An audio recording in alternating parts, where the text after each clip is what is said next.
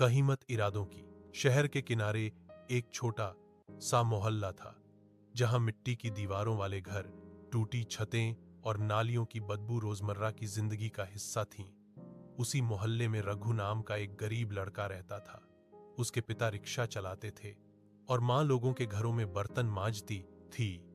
रघु बचपन से ही समझ गया था कि जिंदगी आसान नहीं है, लेकिन उसकी आंखों में एक सपना था, कभी ऐसा घर बने जहां पिता को अब धूप में पसीना बहाकर रोज की रोटी न कमानी पड़े और मां के हाथों की झुर्रियों के पीछे छुपा दर्द खुशी में बदल जाए। दूसरी तरफ उसी शहर के बीचों बीच एक बड़ी कोठी थी जहां रहता था विवेक मल्होत्रा, एक बहुत बड़ा बिजनेसमैन। उसके पास सब कुछ था, दौलत, शोहरत, गाड़ियां, बंगला, पर फिर भी उसकी आंखों में एक अजीब सी खालीपन थी। वो हमेशा बेचैन रहता, मानो कुछ खोज रहा हो जो उसे अपने अरबों रुपये में नहीं मिला। रघु हर सुबह अखबार बेचते हुए उसी कोठी के सामने से गुजरता। एक दिन विवेक ने देखा कि रघु बारिश में भीगते हुए अखबार बांट रहा है, लेकिन उसके चेहरे पर मुस्कान है। जिज्ञासा से भरे विवेक ने बुलाकर पूछा, बेटा, इतनी बारिश में भी काम कर रहा है तू?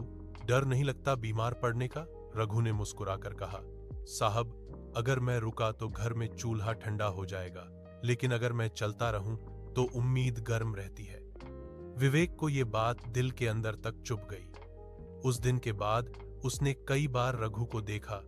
कभी वो स्कूली बच्चों को सस्ते में किताबें दिलवा रहा था, कभी किसी बूढ़े को सड़क पार करा रहा था। गरीब था, मगर उसका दिल बहुत अमीर था। एक दिन विवेक की कंपनी में बड़ा घाटा हुआ। उसके कई पार्टनर उसे छोड़ गए। पहली बार उसने जिंदगी में असली डर महसूस किया। घर में अकेला बैठा वो सोचता रहा कि आखिर इतनी दौलत होते हुए भी उसे सुकून क्यों नहीं है। तभी उसकी नजर बाहर पड़ी। रघु साइकिल पर गुजर रहा था, बारिश में भी भीगा हुआ, मगर उसके होंठों पर वही पुरानी मुस्कान थी। विवेक ने उसे बुलाया और पूछा, रघु, अगर तुझे मेरे जैसे पैसे मिल जाएं, तो तू क्या करेगा? रघु ने कहा, साहब, पैसे तो काम आसान कर सकते हैं, पर जिंदगी नहीं। जिंदगी तब आसान होती है जब इंसान हार मानना छोड़ दे।